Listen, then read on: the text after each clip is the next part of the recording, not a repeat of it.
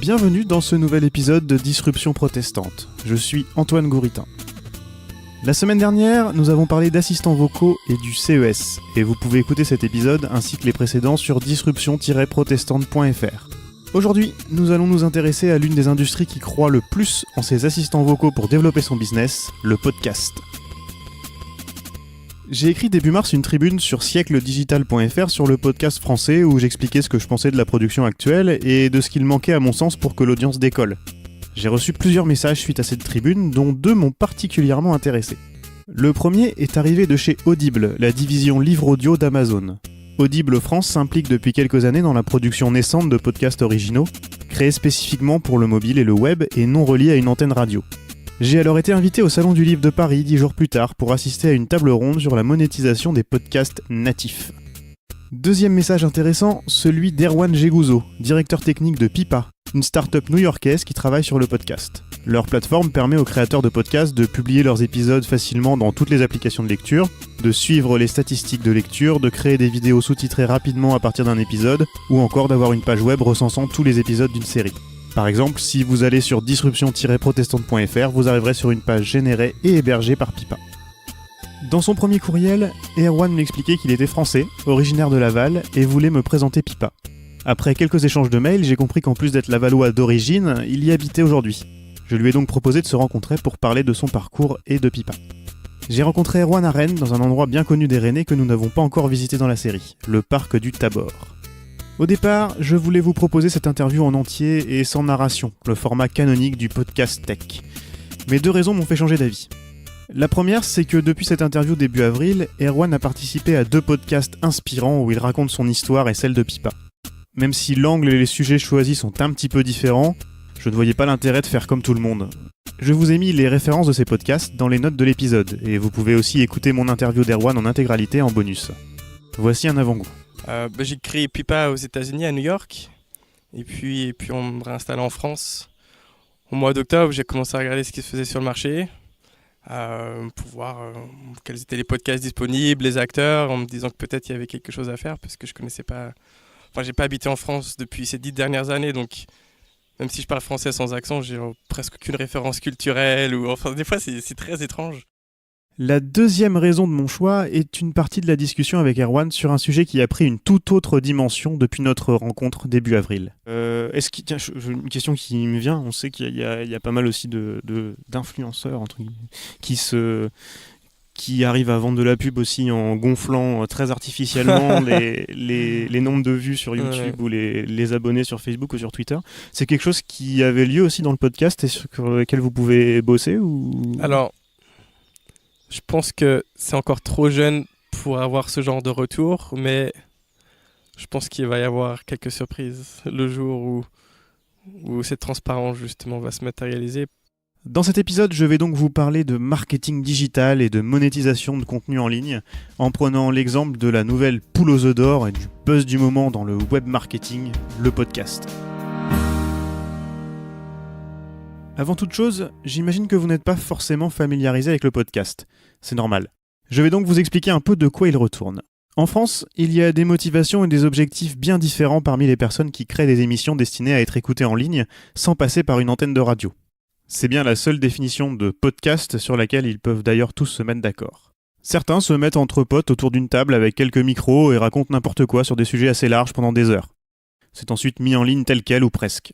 Je goûte peu cet exercice même s'il y a un podcast de ce type que j'écoute religieusement, Tits, spécialisé dans les musiques plus ou moins extrêmes. Vous apprendrez plein de choses dans une ambiance délicieusement foutraque où mauvaise foi et blagues douteuses n'hésitent pas à flirter franchement avec mauvais goût. Extrait d'un débat sur les textes écrits par Freddie Mercury pour Queen. Et il y a un côté, voilà, enfance, il faut voir ça avec son âme d'enfant. Moi, je dirais enfant et aussi un petit peu raciste et un petit peu méprisant parce que tu parlais de Mustapha, Ibrahim. C'était ses chats. Alors, je te donne les premières phrases de Mustapha.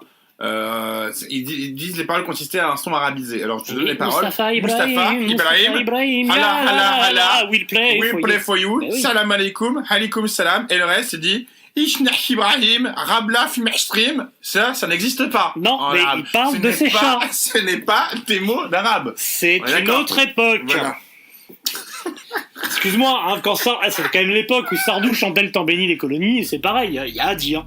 D'un autre côté, il y a toute une frange de personnes qui font des interviews sur des sujets souvent de niche. Par exemple, Ludologie, que j'aime bien, qui explore le jeu sous toutes ses facettes.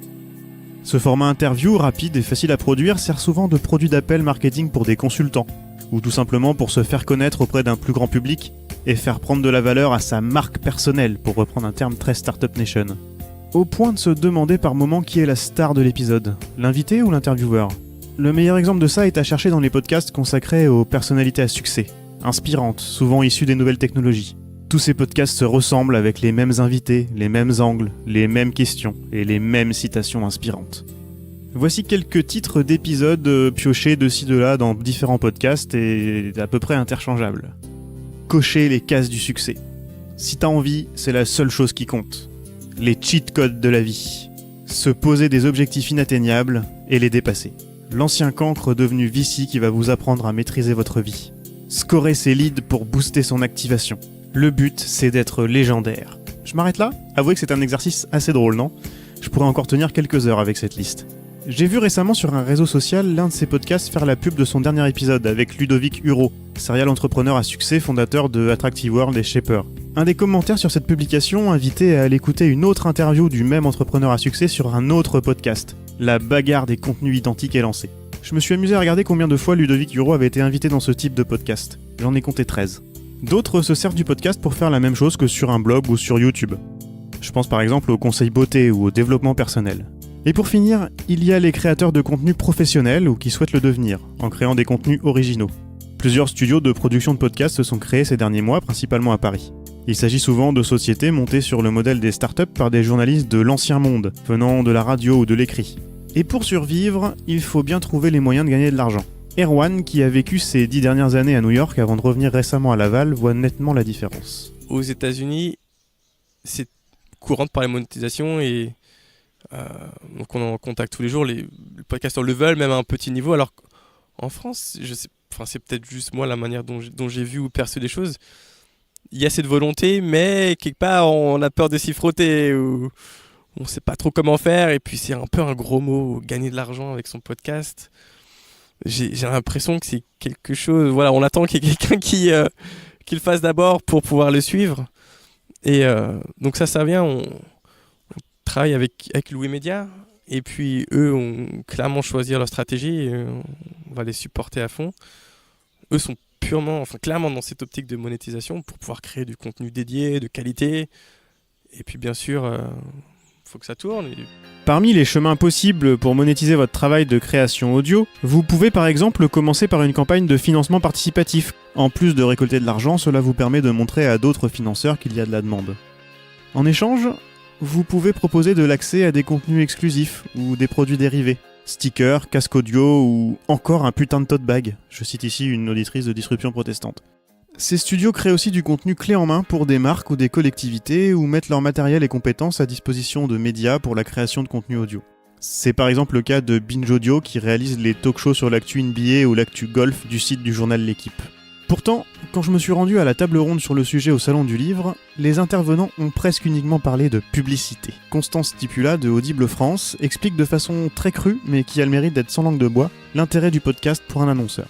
Pour nous, il naît d'un grand intérêt de ce format parce qu'il est linéaire. C'est-à-dire, sur YouTube, les gens ont commencé à cliquer.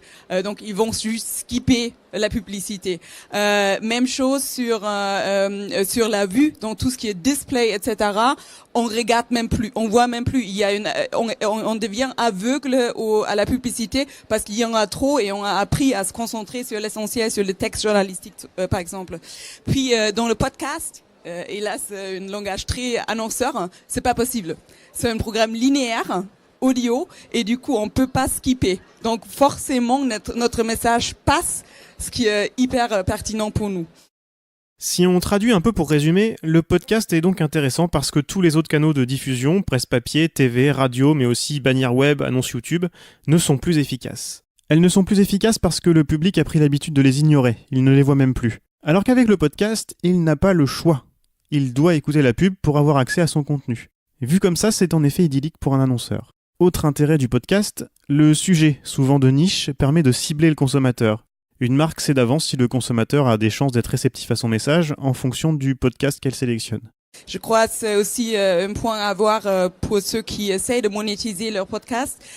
Il faut toujours avoir une certaine affinité entre la marque qu'on veut exposer et le programme lui-même. Donc, par exemple, si nous, on choisit Transfert et on va sponsoriser ce programme à fond sur une longue durée, c'est parce qu'on sait que cet art de narrer quelque chose, cet art de narrer une histoire individuelle, c'est exactement ce que les gens vont aussi retrouver dans nos livres audio, par exemple. Et du coup, il y a une affinité, on est très proche de cette image du programme et on va essayer de le prolonger en quelque sorte sur notre image et d'en profiter. Très commercialement, je parle très commerce là, mais ça fonctionne comme ça.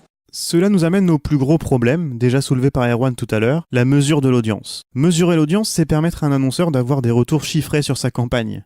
La qualité d'une campagne de pub s'évalue principalement sur le volume de consommateurs touchés. Le problème, c'est qu'il n'existe pas de système de mesure unifié, malgré les efforts de quelques acteurs pour y arriver. Tout le monde dans ce milieu n'est pas favorable à des chiffres unifiés et transparents. Cela reviendrait seulement à montrer aux annonceurs qui a la plus grosse audience, bien sûr. Le studio Nouvelles Écoutes, par exemple, ne participe pas à cette initiative. Pour une raison à laquelle je souscris complètement. Expliqué ici par l'un de ses fondateurs, Julien Neuville. Le problème de donner la grande place à l'audience, c'est qu'en fait on tombe dans le pubage digital. On tombe dans les mesures qu'ils ont sur la bannière, sur le clic et sur l'affichage d'impression, sur lequel on peut difficilement faire les mêmes chiffres d'audience que la homepage de Slate ou la homepage du Monde. Donc forcément, ça retombe dans ces mêmes trucs de masse et de volume qui sont un peu dommages si tôt en fait. Moi je trouve l'industrie du podcast professionnel, elle a 2 ans, que je trouve ça dommage qu'au bout de 2 ans on soit déjà en train de vouloir faire du volume et vouloir faire de la masse, etc. Parce qu'en plus les marques, ce qui a changé depuis juin en fait, c'est un peu l'attrait, mais surtout les agences, et je sais pas si tu en as parlé, mais les agences en fait ils sont en train de faire basculer le podcast plus dans les budgets digitaux, mais dans les budgets influenceurs. Parce que les audiences sont moins grosses que les sites, mais parce que le rapport affinitaire il est beaucoup plus élevé. Voilà, le gros mot est lâché. Influenceur. Depuis l'avènement de YouTube, Instagram, Twitter et compagnie, les marques donnent de l'argent à des gens qui sont beaucoup suivis sur ces plateformes en échange de visibilité. La frontière entre publicité payée et mise en avant gracieuse est souvent difficile à déceler. Un exemple avec Twitter, mais cela est vrai pour les autres plateformes dites sociales. Le réseau permet à une marque d'acheter un espace publicitaire. On appelle ça un tweet sponsorisé. Le message sera montré à des utilisateurs qui ne sont pas abonnés au compte de la marque en question. Mais le message est émis par un compte officiel de la marque. Cela aurait plus d'impact que le message soit délivré par un vrai utilisateur. Pour toucher le consommateur, il y a 2 autres solutions. La première, c'est de sponsoriser un tweet d'un influenceur. Il apparaît donc sous le nom d'un utilisateur et pas celui de la marque. Le subterfuge est précisé par une petite mention « tweet sponsorisé par telle marque ». Plus vicieux, et cette fois-ci illégal, la vente d'espaces publicitaires en dehors du réseau. La marque paye un tweet contre une facture bien réelle. Dans ce cas-là, le consommateur n'a aucun moyen de savoir qu'il s'agit d'une publicité. Une influenceuse française bien connue dans le milieu de la transformation digitale, appelons-la Fabienne B, a révélé ses pratiques il y a quelques mois sans voir le problème. À des utilisateurs de Twitter lui demandant de relayer leurs infos, elle a répondu, visible de tous, qu'une grande compagnie aérienne française l'a payé 450 € par tweet et qu'elle ne pouvait donc pas relayer d'infos gratuitement. Ceci est une pratique illégale. D'autres histoires sont encore plus folles en termes de montant. Vous l'imaginez bien, dans un business florissant comme celui-là, tous les coups sont permis pour faire gonfler sa notoriété en ligne et monnayer ainsi ses posts sur les réseaux sociaux. La plus connue, payer des fermes à clics au Bangladesh ou tout autre pays en développement. Des ouvriers sont payés pour utiliser des faux comptes Twitter et suivre ou relayer les infos du client en fonction du contrat. Les chiffres de followers, de retweets, tout ce que vous voulez, sont donc gonflés artificiellement. Ces chiffres servent ensuite de levier aux influenceurs pour vendre leur visibilité à des marques. Vous vous souvenez de la question que j'ai posée à Erwan en début d'épisode ? Quand je lui ai posé cette question, j'avais en tête que quand on arriverait à avoir des preuves que des petits malins jouent avec les chiffres de téléchargement et d'abonnement au podcast, on arriverait à une vraie légitimation du podcast comme format qui compte dans le game du marketing digital. Nous sommes tombés peu de temps après l'interview sur un article du 15 février que je vous ai mis dans les notes de l'épisode. Kevin Goldberg du site Discover Pods y montrait chiffre à l'appui comment un studio de podcast américain avait vraisemblablement triché sur le nombre d'abonnés sur Apple Podcast. Il faut savoir qu'Apple Podcast est l'application la plus utilisée. La façon la plus simple de se faire connaître est d'apparaître dans le classement de cette application. Le classement est concocté par un algorithme d'Apple assez obscur, mais dont la principale composante n'est pas le nombre d'écoutes, mais le nombre de nouveaux abonnés sur les 7 derniers jours. La démonstration de Goldberg est très convaincante. En étant artificiellement dans le top d'Apple Podcast, le studio Kick-Ass News a ainsi pu se faire connaître et vendre sa pseudo-notoriété à des annonceurs. C'était déjà une info intéressante, mais largement insuffisante pour avoir voulu faire un épisode complet sur le sujet. J'ai passé un coup de fil à Erwan Jeguzo de Pipa pour qu'il me raconte la suite. En fait, alors tu sais bien, sur Pipa, on utilise ce petit service qui s'appelle Intercom, qui nous permet de rentrer en contact avec des prospects et puis aussi d'avoir une conversation engagée avec nos clients. Et donc tous les jours, on nous contacte. Et puis, alors c'est très souvent Simon, déguisé en habit, qui se charge de répondre à ces personnes. Et puis là, on voit quelqu'un de Bangladesh. Donc tout de suite, je lui dis, super, c'est le premier client du Bangladesh, tu vois, genre un peu euphorique, puisqu'on a pas mal de nouveaux clients tous les jours. Et puis un nouveau marché s'ouvre. Tout à fait, on s'y tient. Il y a aussi du podcast au Bangladesh, c'est sympa, on va aller s'y implanter. Et puis, donc là, cette personne, donc c'est anonyme, on ne sait pas du tout qui c'était, commence à poser question, est-ce que vous êtes vraiment comme Libsyn, Blueberry et SoundCloud? Donc Simon, il se met vraiment dans son mode pitch, tu vois, parce que lui, il a l'habitude, c'est un peu son boulot. Il vend nos services il vend Pipa via ce service. Du coup, il fait, oui, on est comme SoundCloud, mais on est encore bien mieux, tu vas voir, on a un service, on propose beaucoup plus de choses. Et tout de suite, cette personne pose une question beaucoup plus directe, en fait. Elle demande, est-ce que si moi je m'inscris sur votre service, vous allez pouvoir me donner 10 000 téléchargements par mois? Donc la question était bizarre, puisque nous, la limite, en fait, qu'on impose, c'est, pour ce plan payant qu'on a, c'est au-delà de 10 000 téléchargements, faut payer un petit peu plus. Et donc, je pensais qu'il y avait un malentendu, en fait, dans sa question, puisque lui pensait qu'on lui donnait 10 000 téléchargements alors que nous on limitait. Enfin bref. Du coup, ça nous a un petit peu mis sur le qui-vive et très vite on s'est rendu compte que cette personne de Bangladesh n'a pas de podcast mais propose ses services un petit peu comme une agence qui, moyennant un paiement, peut faire gonfler les stats. Alors c'est justement là où on a eu quelques palpitations avec Simon, on s'est dit mais qu'est-ce qui se passe, c'est très intéressant là, puisque je crois 4 jours auparavant il y avait eu un article sur DiscoverPod, comment un petit peu abuser du système ou comment profiter des lacunes pour pouvoir remonter dans les stats sur Apple Podcast. Donc c'était super intéressant que cette personne se pointe quelques jours après, et donc vraiment il voulait faire du business avec nous. Il nous disait qui peut offrir à nos clients 10 000 téléchargements facilement, de manière totalement organique, et que ça allait être, ça allait être fondu dans les stats en fait quelque part. Donc Simon a eu une idée de génie à ce moment-là, et il a senti le truc et il a tweeté en live en fait cette conversation. Ouais, j'ai vu ça, puis il l'a fait parler quoi. Ouais, tout à fait. Alors, c'était bien marrant parce qu'il essayait de lui sous-titrer des informations et ça faisait un peu un reporter, tu vois, sur le terrain qui est en train de découvrir une histoire assez hallucinante. Et puis alors du coup, on a eu pas mal d'échos autour de ça, ça fait pas mal de bruit sur Twitter, bon à notre échelle du moins. Et on s'est rendu compte qu'on n'était pas les seuls à s'être fait contacter de cette manière.